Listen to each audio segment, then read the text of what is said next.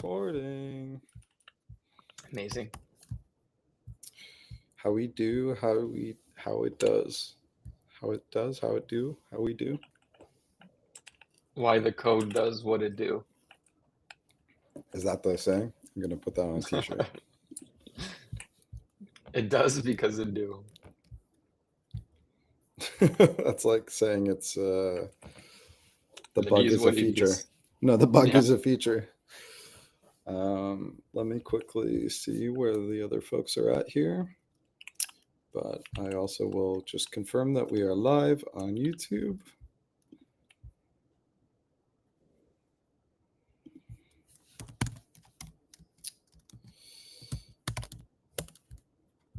Looking good. We're live. And I will poke said folks.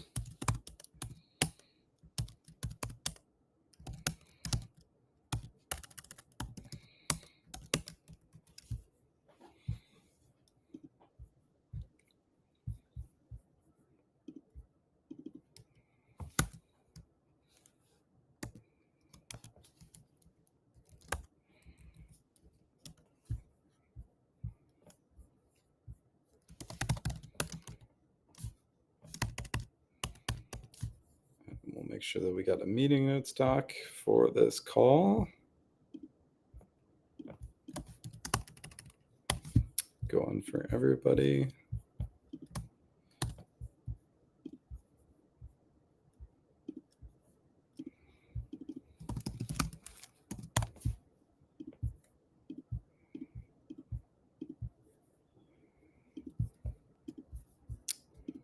Put it into the studio chat for now. That's great. And feel free to add yourselves.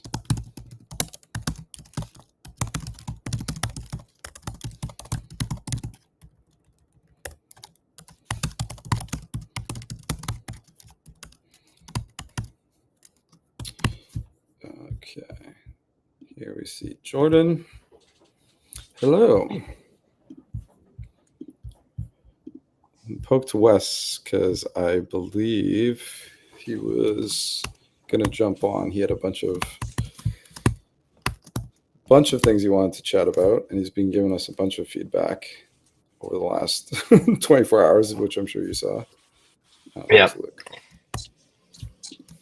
Which also, by the way, feel free to do the same and berate us with your.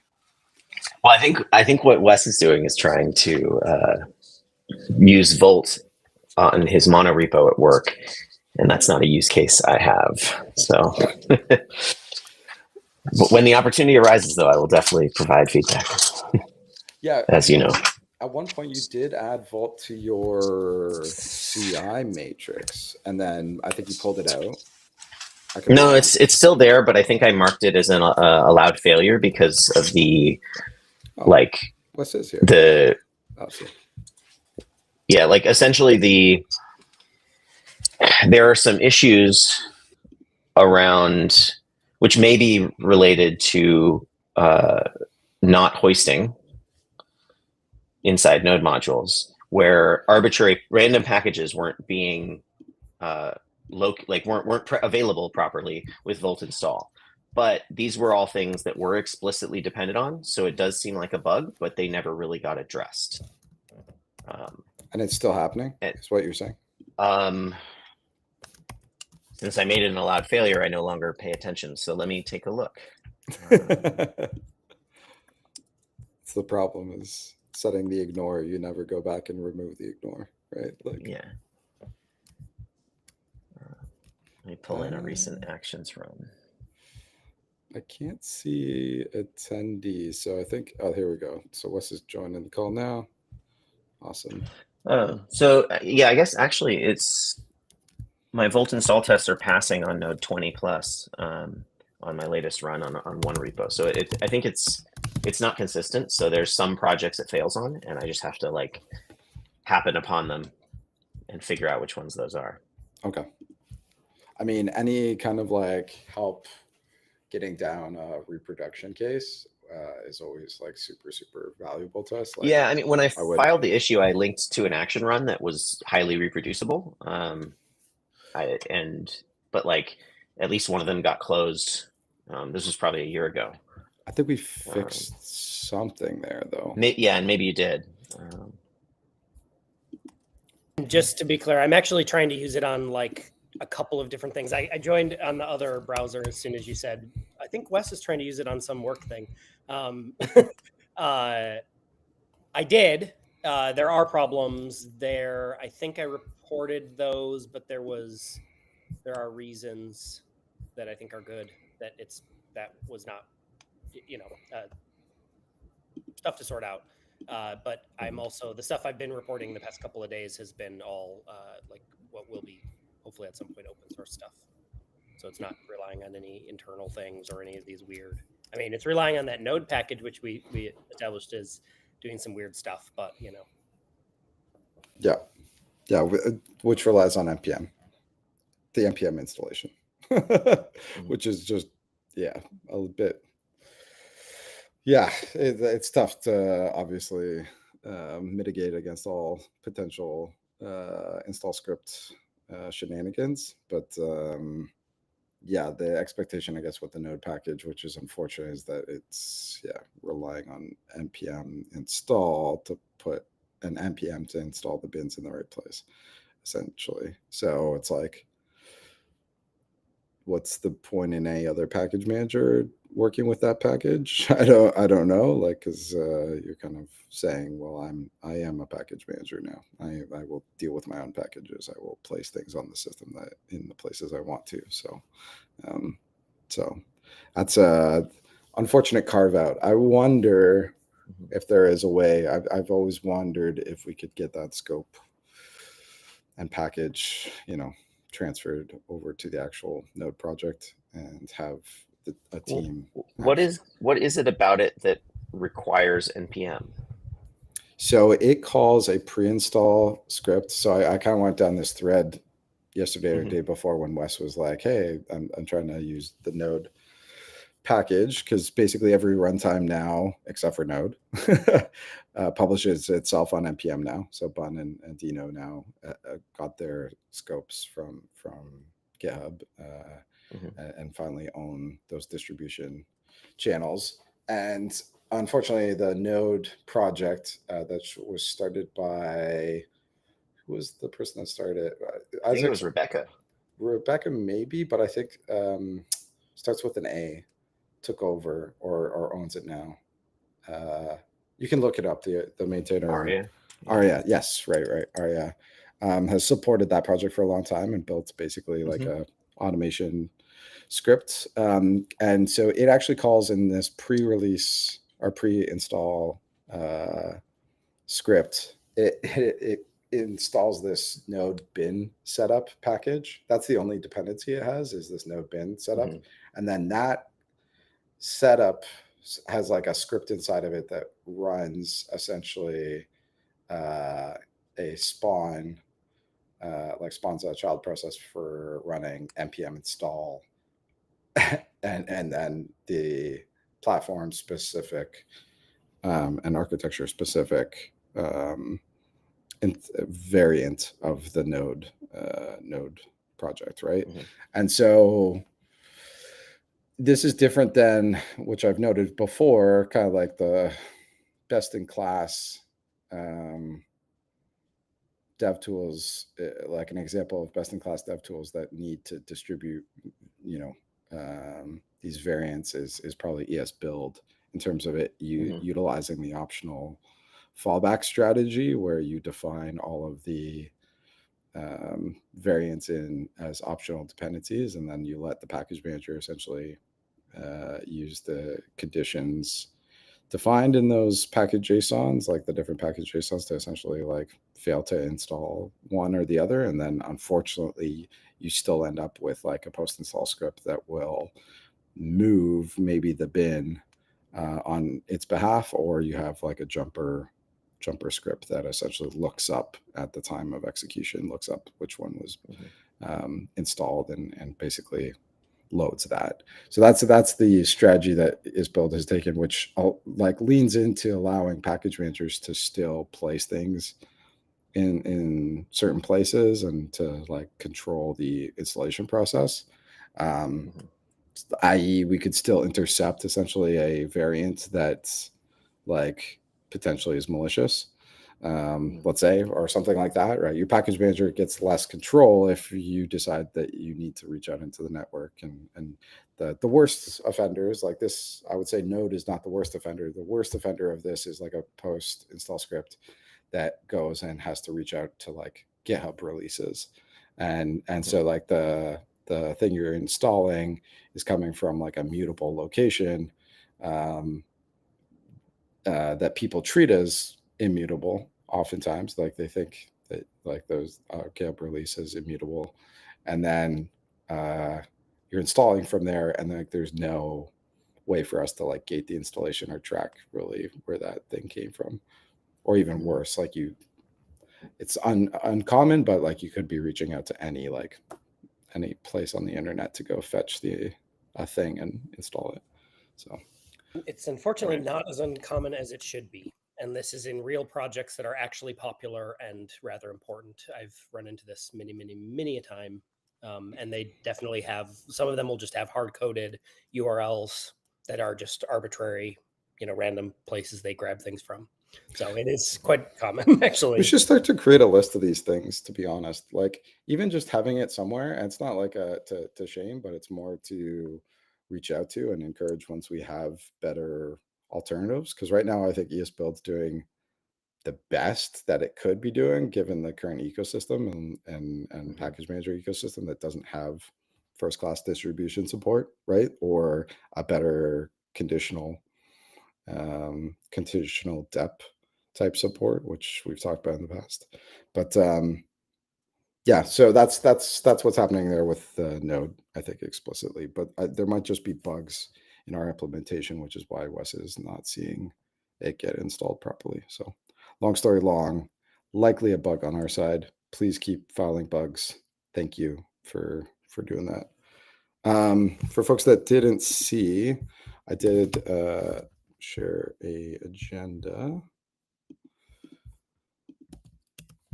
And there was a couple of things on here. We don't have to go in this order exactly, but the thing that was most pressing, I guess, this past week seems to be the supply chain issues that we continue to have. But yeah, one of the largest supply chain attacks happened this past week with Chalk and Debug and 18 other very popular, ANSI styles and some other projects that are apparently the guy only managed to make out with like $400 in crypto. So we all got real lucky there. The through line is that we're all surprised that it wasn't worse, which is both good and bad. Like we're all masochists in some form, like the fact that we're in developer tools and we try to create things for other developers.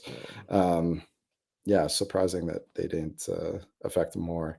Now this is I think with the narrow scope of looking to continue to get at people's crypto wallets. I think that is going to become less and less of an enticing attack vector. And I think more and more it's going to be like privilege escalation. So it's like, oh, if I get these tokens, can I go get more tokens? And I think that if attackers get smarter enough, they'll realize that actually once you get in the supply chain, it would be smarter for you to go and not get noisy, but to stay quiet and capture as much, as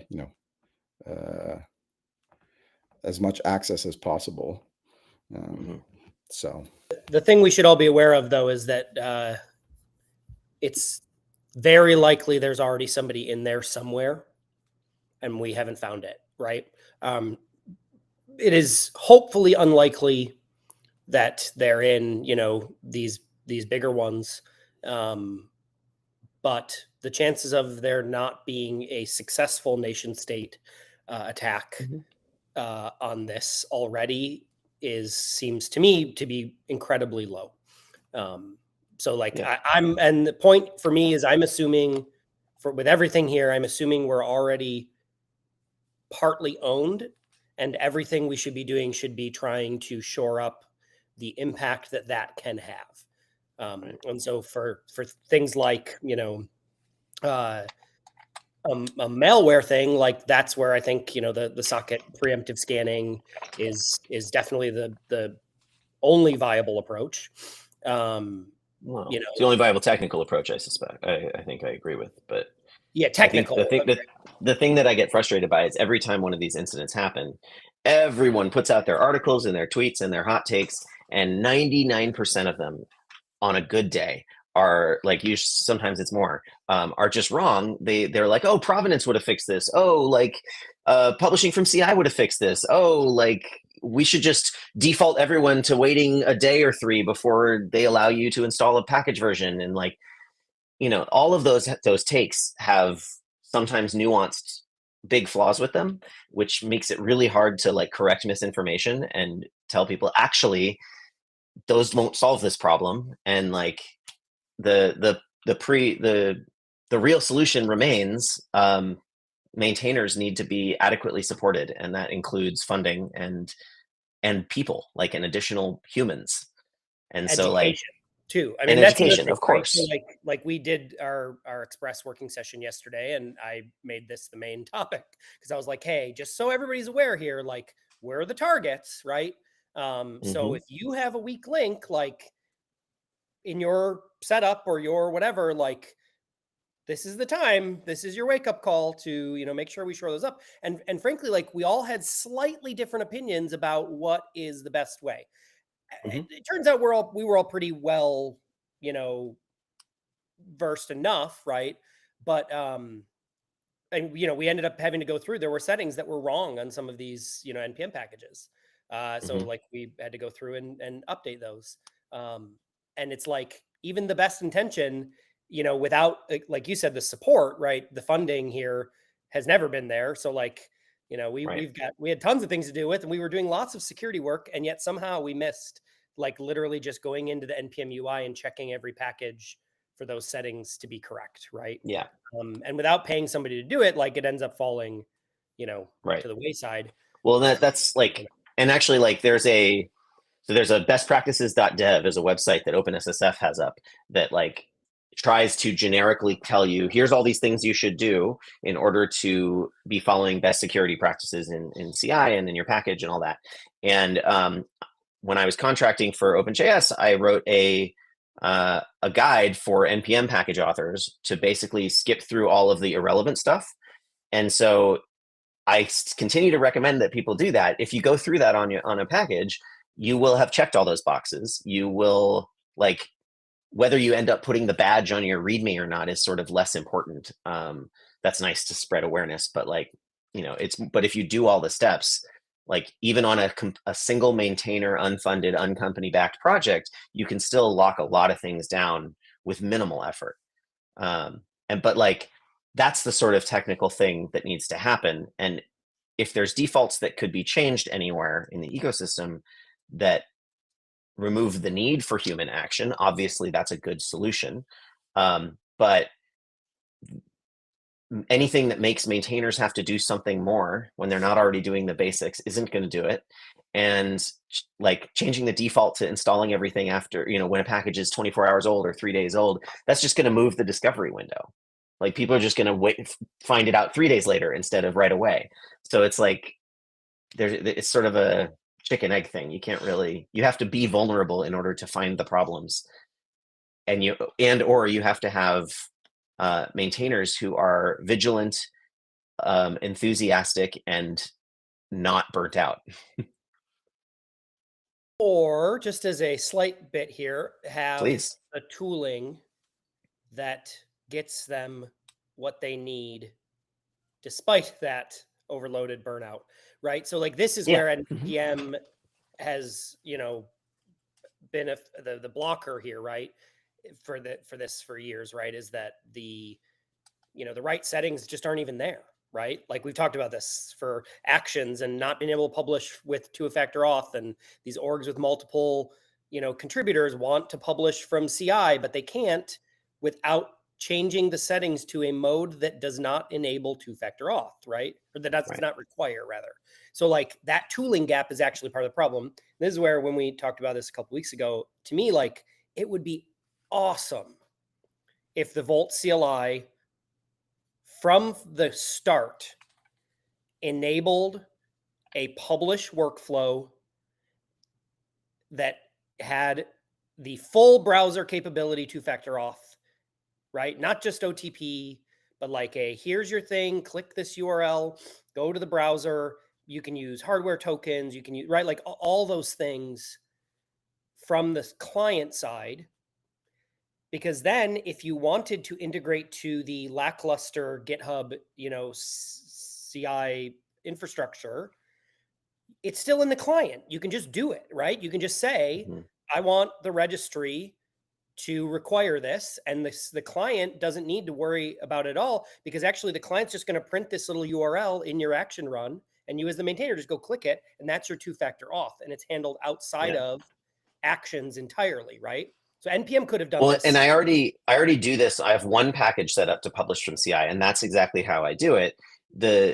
I just use Step Security's tool, which means I'm relying on their server and trusting their server. So literally, like I guess the other alternative, which I haven't, is that because I built this before NPM had the web two-factor auth, is maybe I could just have it spit out the NPM URL. But I think that URL is only valid for a short period of time, and that's why I haven't done it yet. So like there needs to be some GitHub action change to essentially allow for a workflow to pause and wait for something. And whether that's direct user input, or the user goes and clicks on a URL, or the user goes and clicks a button saying, okay, I'm ready to two-factor, like, and now you can give me the NPM URL or something, like, but there's no way currently to do that. Built-in way. There are actual no built-in way. Yeah. Yeah. There's again, and then there's Wombat Dressing Room, I believe, is is an open source project that Electron uses. I thought What's that was that? dead. Wasn't that one dead? Oh, well, it hasn't had commits in like 3 years. I looked at it the other day. Okay, maybe it is, but that was the original one, and I think if it's dead, there's a replacement. But it's essentially you run your own server, right? But that's not practical if you're not an organization, really, or a big project. Throwing facts here in the chat, just for y'all as you're talking through these. I can't see it. Actually. Oh, you can't see the studio chat? No. Oh well, what's wrong with your situation, Roy? What I'm the same this time, by the way. I was able to see it before, but I think maybe the way I joined this time, I can't either. Are you clicking on the link that I sent to you when Yeah, you are, and when you it's weird. And today I tried the desktop app, and it was worse. I couldn't even. But Wombat Dressing Room is still running inside a Google. Like inside Google, and being used for at least one that I know of, popular open source authors auto-publishing on a number of his packages. It's being used quite. Right? Yeah, it's being used quite a lot. The reason why I shared what I shared in chat is that Benko was leading a lot of the open source automation tooling efforts at Google, and then left. Unfortunately, I think he's now at Sentry, or I know he's at Sentry now. I talked with him even this week. So I think that they got less attention probably since he left in the last 3 years. And again, that was even invented as a bit of a kludge, and he was hoping he would never have to maintain that long term. And the other thing I noted here in chat, actually for Wes specifically, is that Mary, I think, actually built, who I think you now work with, Wes, at Netflix,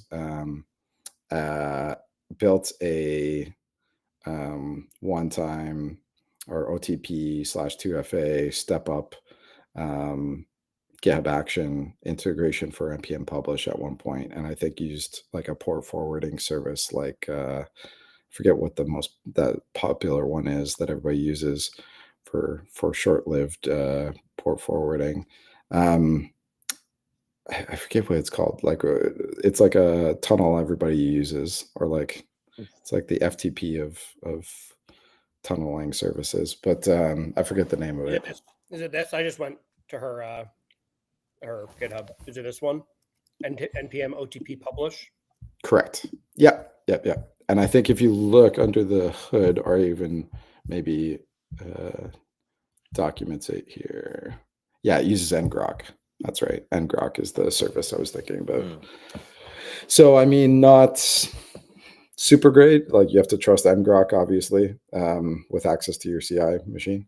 It's kind of like the right. here's the- Yeah, like basically every solution requires you to trust a third party or be that third party, and which is why like there's people who are really invested in solving this problem can do one of those things and do, but in order for something to be widely adopted, there's got to be something built in that allows for this to be done without a third party. So we kind of have to wait on GitHub for that. Yeah. Well, just to move off this, because I would think, fingers crossed, we don't see more of these, but I think holistically everybody on the call agrees, or at least what I mentioned in chat was that I personally believe that when the focus is on credentials specifically, we have a lot of noise without real substance in terms of solutions. And so like using a tool like Socket, which is actually, scanning the contents of packages, like, is a more meaningful safeguard for consumers, is how I look at it.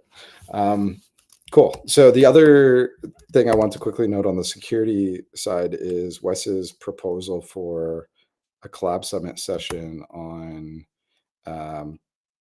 secure publishing, which sort of speaks to the work that you've done already, Jordan, at OpenJSF. In fact, I sent that to Jordan. Sorry, I'm eating lunch. That's why I was off camera. To see if Jordan was able to co-host. So, even if not, we'll have a great conversation. But yeah, if I'm there, I don't mean at the conference, but like if I'm at that session and available, I'm happy to jump into whatever role. I just didn't want to commit this early. I think the key here is like we've documented enough, so it's just about like, okay, what's the tool that we're using? Yeah. Ideally, our team, or you folks can open PRs now. That's the other thing that we're going to talk about next. But we can build this, future that we want to see. Right. Cool. So we will definitely go. Like, I'm going to queue that up. I think the three of us, myself, Roy, and Luke, are staying. Actually, even Jason, I think, is staying for the extra day for the Collab Summit after JSConf. So we're all going to be there. So we will definitely. I will +1 your session proposal, Wes. I also, probably similar to Jordan, will not be raising my hand to help run any sessions this year. I ran enough Collab Summit sessions over my last 5+ years. So you think? Oh no! Did you put me? Did you Am I being voluntold? Yeah. Not yet. It just naturally happens. Unfortunately, the mic finds me, and then I can't stop blabbing. So that's unfortunate. Okay, but yeah, I mean, I'm excited to talk about that, and maybe we can finally close the open PR for publishing with CI in the Node package maintenance working group. Maybe, Wes, we can finally do that. Poor Dom is probably sitting there rolling around like everybody's forgotten about this. So I know he spent so much time doing research, and like I think even at some point Nearform had like a tool for folks to use, and I think that both came and went. Like it's been around so long that we've wanted like 2FA for publishing. That's like I'm going to be fully bald by the time we get it. Cool. So the third thing on the bucket here, unless there's anything else on that, Wes, that you want to share, is just last week we talked a bit about us landing VSR, or essentially porting or moving VSR into the Vault PKG monorepo. So everything's living in the same place. Just in terms of like development, we hope that this is going to be easier for us to move quickly and be able to share workspaces and manage dep updates, and just like the speed of and pace of development should like really pick up. And I did note last week that Luke is taking on and sort of heading up that side of the development. And so like I will basically redirect all your questions and like feedback to him. So I know you, I don't know if you were around last week, Wes, but just like if you have any PRs you want landed in the registry or you want to go start playing with it, talk to him.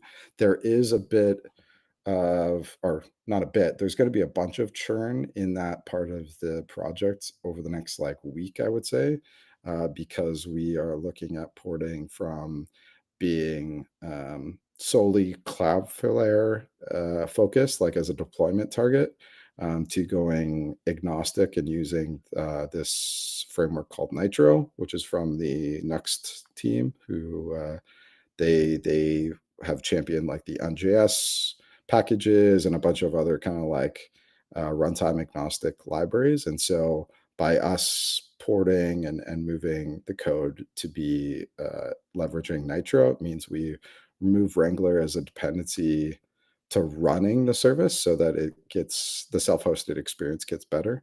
So, but yeah, go ahead, Wes.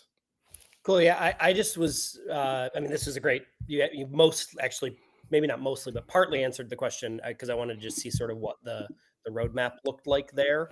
So yeah, I don't know, Luke. I'm happy to, hear what you're thinking would be first. Like as far as what I'm trying to get out of here is more what to set expectations wise for when I can be, there's the playing with it I'll do anytime, right? Like I've just been doing that in general, but like more seriously I want to see where I can start saying, okay, now's the time to like get serious about putting it somewhere and running against it. And that's where I'd like to see maybe a little bit of an understanding of like which features will land for that roadmap to happen, right? Like the big one is obviously proxying to the public registry, right? But I think there's a bunch of others. I did listen to the call last week on video too, so I'm up to date on that. Yeah, we have proxy in there right now, just because of the churn Darcy mentioned and the porting we're doing. I wouldn't recommend playing with it. We found some issues with self-hosting it with the way it was architected currently. But in the port, proxying should be there. And the other thing I'm working on is authenticated packages, proxying those. That's the only thing that we don't have for proxying. So I imagine any company has private packages probably for their internal stuff. So that's the only thing that's not working currently, and that's on the roadmap for directly after this port. So I'd say sometime in the next 2 weeks. So I mean, sometime not next week, but the week after, I would say, start hitting, if you've played with it by then and have questions, like definitely hit me up. But you should be able to start, deploying it somewhere and playing with it more, more robustly. And I should be able to say more things like, oh yeah, that should work, or I'll fix that right away, instead of currently it's kind of like, yeah, it's all on the roadmap and we're getting to it. Awesome. For the auth, since you said that's sort of one of the first up things, do you have any like technical docs on that? Like for example, the key thing that I need for at work is MTLS support, which I usually not on people's first list of things when they talk about auth. You mean for MTLS for the proxying, or like for the for how the server? Yeah, I need the proxy to be able to speak MTLS as its auth mechanism to the backend. Gotcha. What's this? I help maintain the proxy agents code, and I've seen some requests for MTLS in there, but I don't think it's landed. Like, what's the support for that in, Node Core? Like, does that? And NPM supports it directly. Okay. So you just give it a cert and I just blanked on you give it certs, right? It's just SSL in reverse, right? Yeah. So it's pretty straightforward from a implementation perspective. Like you take the agent and you pass a certificate of authority. That was the word I was looking for, right? So you give it a cert and a CA file that you can load from whatever your system is. And then you add that onto the HTTP agent. And then it does everything from there. So like in the NPM thing, it's like one of those, what are the environment variables? Yeah, are those the new ones that use system CA? And then you can. No, there's an older one, but I think Okay. that would also be nice. We don't use that because we have some separate stuff. We don't use the system CAs. We have, anyway, we don't need to get into the details. Just wanted to flag there. This is why having a little bit of like an issue with some of the, plans would be good, because then I'll happily come in there and make comments and stuff. So on that piece, actually, to help smooth that over, I think over like the next week, I would say within the next week, 100%, we're hopefully going to have this Nitro report done. I know that's aggressive for Luke, but there's fires lit under our butts everywhere, so everybody is feeling fire from me. But I think maybe Wes, if you're interested, especially if this is consideration for your org, we could get maybe some paperwork drafted.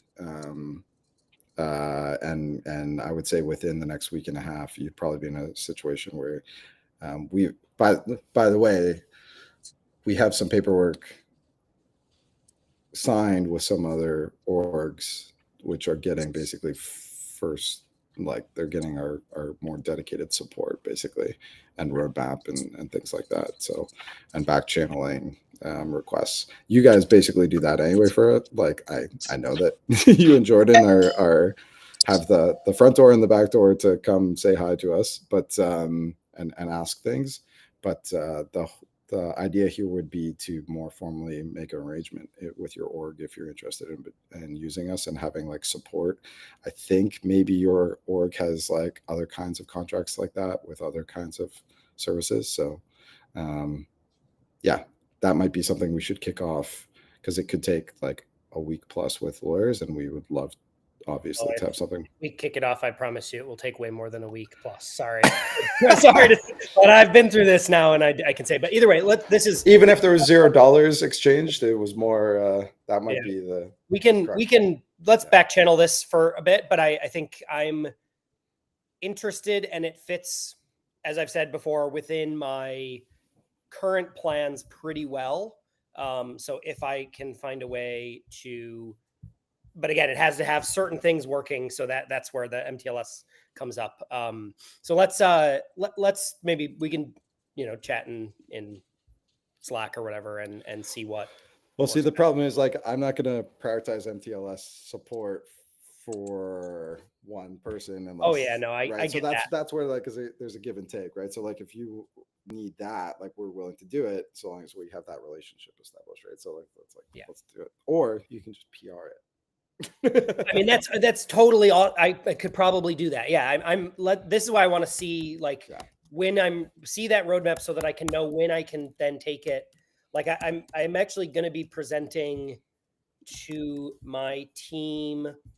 Ooh, I'm on my personal laptop here. I don't know the date off the top of my head, but I am going to be doing some sharing of what's going on with some of the ecosystem, stuff here, what you all are working on. But I think that might be like a month out. So if this was something I could share then, like that would be really cool. But yeah, let's put that off for like a Slack thread, and then we can sort that out. And then maybe Luke, when you're ready to done with the churn, then maybe I try to start playing with it, see if I can get a PR, for MTLS or whatever it is. Like, that like I've been playing with the client, I can, also start looking at submitting 7 bugs every morning. I'm hoping you're going to submit the patches for the bugs too. That would be great. Well, that's my next step, but I've got to, I know. You're a busy Yeah. guy. Well, not just that. It's more just the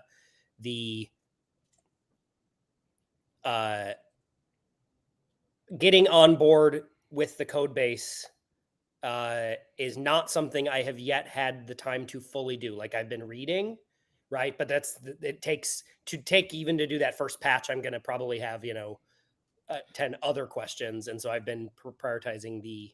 Do you need us to sponsor a Cursor Pro a seat for you? I'd be willing to do that for you because it's pretty good at vibing CLI changes. By the way, we've used quite. I do have. That is not a confidence-inspiring statement, Darcy. Go ahead and see how many times we've tried to use Geb Copilot to do reviews of code and stuff. You can go see. Like we've landed a couple PRs that were Copilot inspired, and we've also closed many and said, go home, you're drunk, GitHub many times. So there's a fine balance there between, you could also use it just to try to spin up or ask those questions, right? You can use the ask mode and just be like, hey, like, where's this? What's this? Like, what's the layout type thing, right? So you don't have to use the agent. But we do find that that's helping expedite things. And we're trying to, so you both know, codify more of the rules around how we are engineering the software into rules that like AI agents and stuff like that would be able to read and hopefully abide by. So, I hope that helps to, get you started more quickly. So yeah, and just to let you know, the link I shared here, the issue is actually a roadmap so far, mostly with just client side things relating to like hitting like a V1, essentially like a stable release. And so we've got an internal roadmap and a bunch of internal issues that aren't necessarily on this, but I think that what I'll try to do is like keep this up to date as much as I can as a public facing issue tracker and sort of like milestone tracker. So right now it's just focused on client, but I'll start to add the registry features that we expect to land in like a V1 of the VSR instance as well. So like a good example would be like it has to be ported, all the proxying behavior has to be working, that kind of thing. So cool. I think now actually also, and Luke can correct me, but I think now we're versioning the registry, the same as the client. They're essentially just getting the exact same version as we cut releases. So they're not independently versioned today, which I have a rant about that too. Oh, you have a Independent versioning is not great, but it's we could have you can be the millionth project to figure that out on your own the hard way. It's fine. It's while we're essentially pre V1, right? So essentially every version is unstable. So fair enough. So you have to pin. I'm sorry, you have to pin. Cool. Then it better be 0.0s. That's the semantic. You don't have to pin because every version is still a pre-release version, so nothing will update. You can use a caret, and it's the same as pinning. Yeah. All right. Cool. There you go. So why I had forgotten that I was running an old client yesterday, and because I had same problem. Anyway, funny.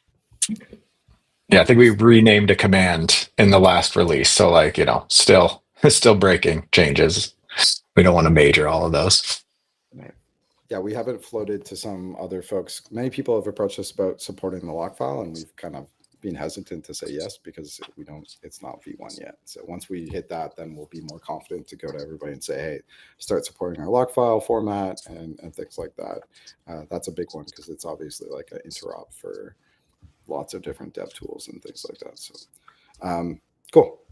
I think that's it on those pieces. The last thing that we had that Roy, you had brought up is that Node might be changing its default config file to package JSON.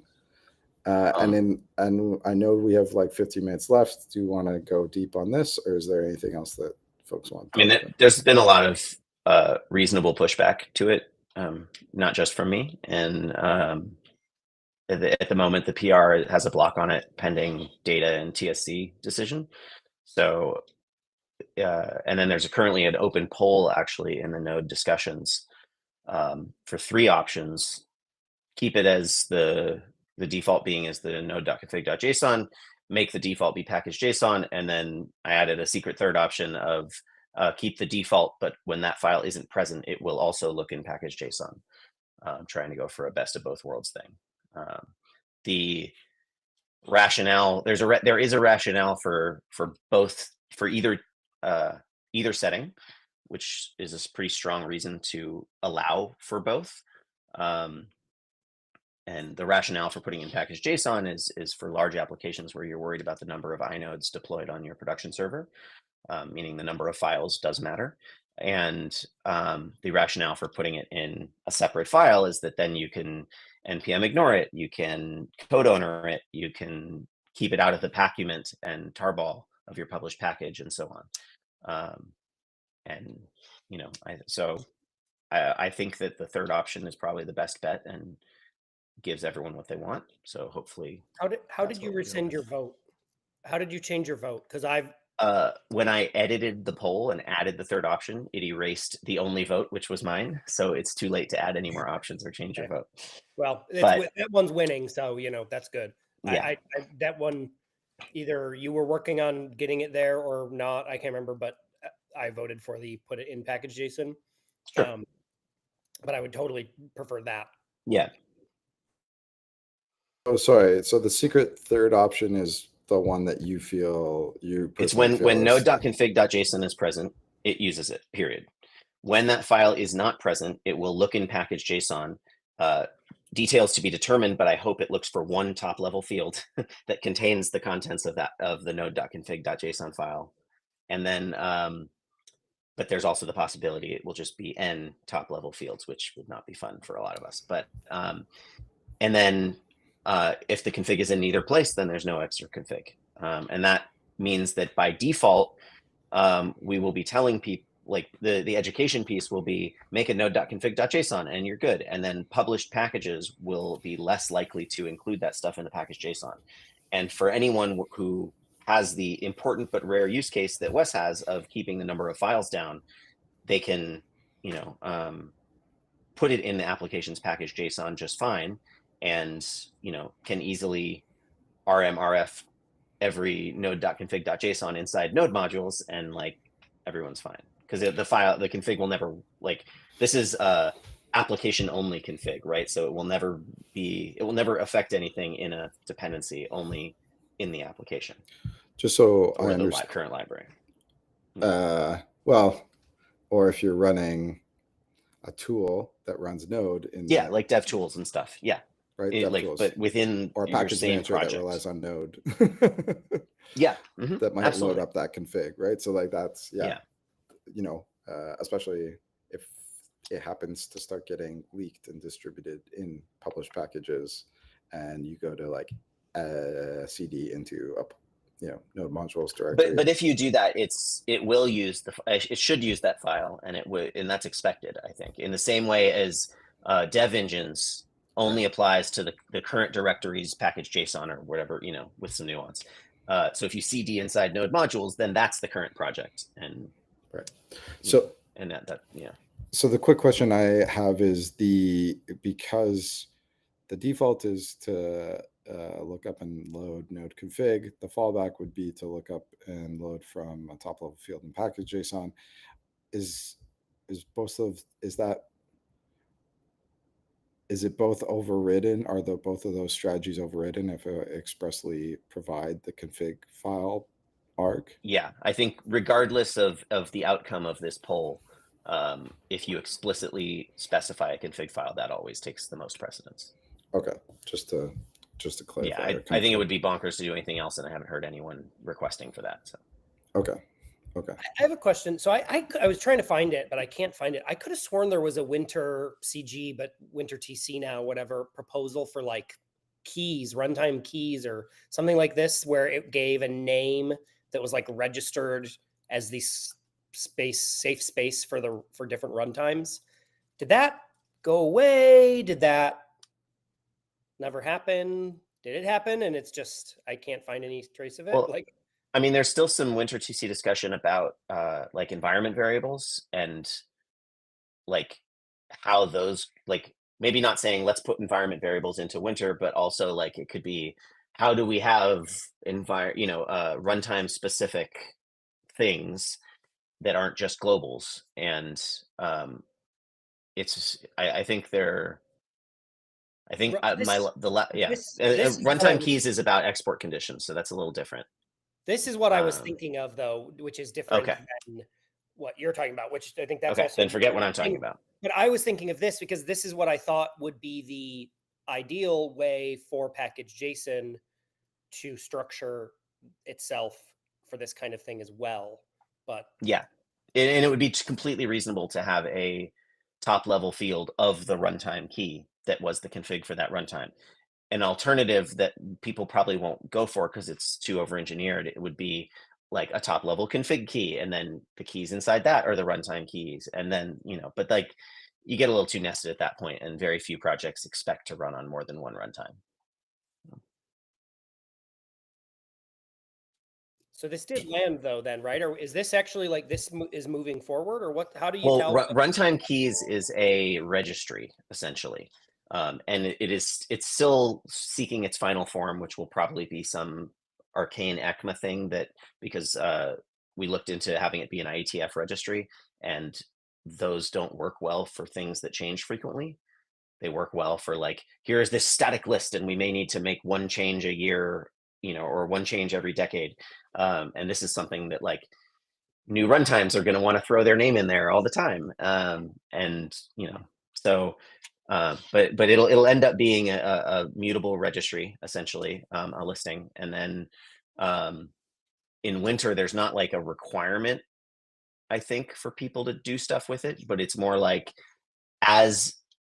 if there are any features, then this like that care about an identifier to a runtime, they should be using the runtime keys. Like that's the intention. Yeah, so I put it in chat, but I appreciate that you're very tapped in on those conversations, Jordan. And so if you happen to know when it's getting close to a vote or that's getting codified, like that list is getting codified, which I know there was a draft that Ethan had made initially, and it's not meant to be a static list in the sense that at any time, if you see a runtime key and you don't know what it is, you're supposed to go to this list. Anyone is supposed to go to this list and look it up and say, oh, that's Node, that's Deno, that's new thing number 4. And if you make a new thing, you're then also supposed to go and put your name in there to make sure that you're not stamping on anyone else and no one else is stamping on you. So the specific technical thing is, it's like, I don't imagine anyone's going to be writing a tool or software that will dynamically look things up from this list.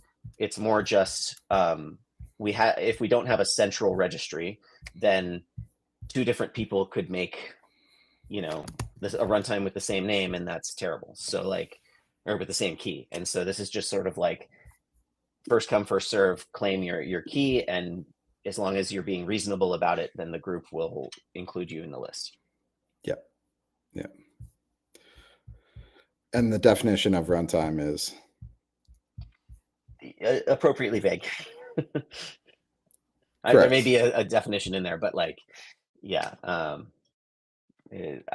mean, if there's some acid test to be run, the last there's nothing like that. It's more like a bundler could be a runtime and have its own key, right? It's I imagine that it will just be a freely evolving set of definitions based on the use cases that appear and how reasonable they appear to whoever's in Winter2C at the time. Cool. Standards be non-standard, or be human grade standards. Cool. We have 5 minutes left. I think we hit on most everything. So is the idea with this last, I guess, item, go vote, go weigh in on the node config? Because I haven't been following this, so it feels like I should probably read up through the thread and then go give my go place my vote. My guess is I'm Yeah, probably also going to. if you have an opinion or something to add, you should definitely go to that discussion and vote or comment. I think the last option seems like the best, and I appreciate you walking us through that. Cool. Roy, Luke, you folks have any other announcements? Anything else from our end? No, nothing from me. I think we're cutting release today, Roy. At some point, I wasn't able to cut it.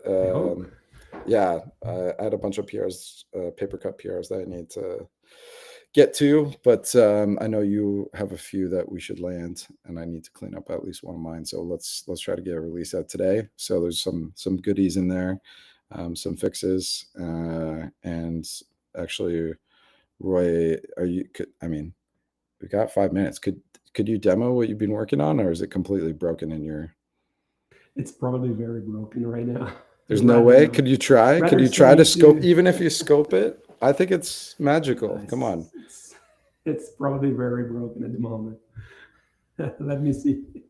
Okay, I'll give you 1 minute to figure out if you can run a query, because it has to do with querying. Go ahead, Wes. I was just going to ask, did you see I made a comment on your use PR?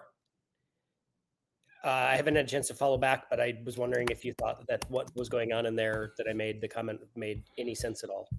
I did not read the comment.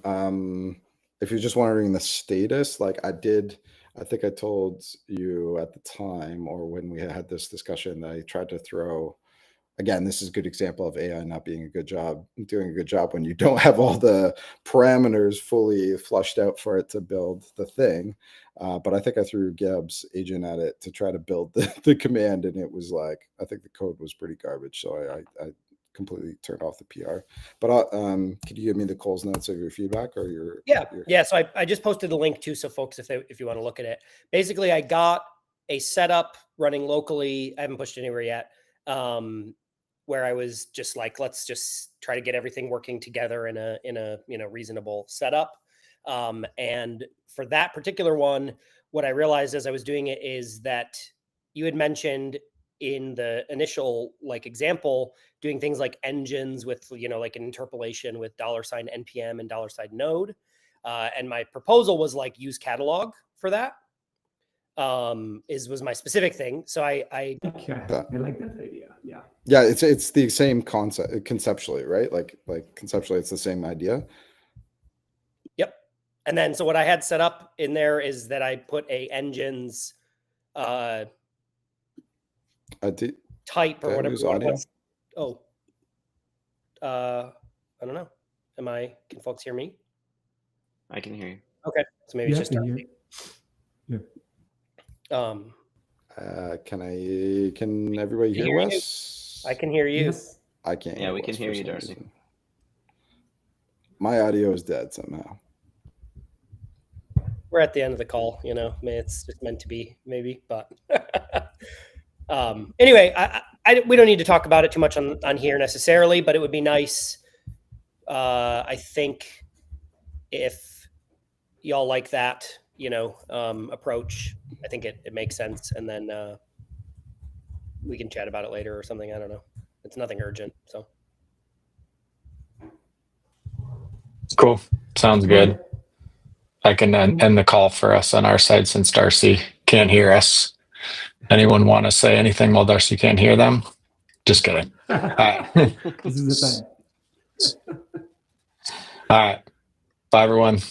Thanks for joining. Bye-bye.